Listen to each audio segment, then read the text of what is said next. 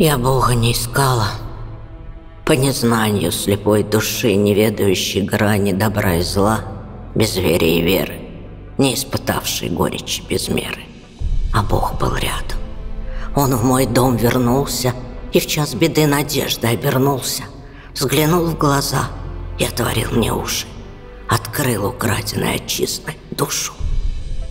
Мой Бог в камнях разрушенной мечети рыдает горько, как дитя под плетью.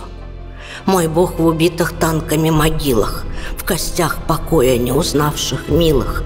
Мой Бог в бездомных стариков глазницах, в их жестких от бессонниц долгих лицах, в молитве плача по друзьям ушедшим, в коротких снах, на горе злое вещих. Мой Бог в мелодии протяжно гибкой, которую мой дед играл на скрипке давным-давно, в каком-то прежнем мире.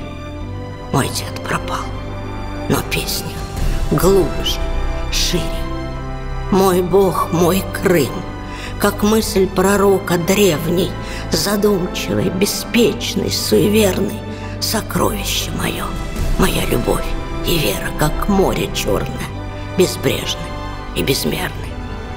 Он в западе яйлы весенне нежном, веселье волн, бегущих к побережью, движение облаков, в порыве ветра, в татарских голосах на песню щедрых. Он в родниках земли кристально чистых, в волне морской, лазурной и игристой. Он в скалах Демиржи и Чатырдага, в туманах их высот, седых от влаги. Мой Бог еще живет в моей отчизне, измученной, почти лишенной жизни, но не погибшей до конца, в надежде, что день придет и будет все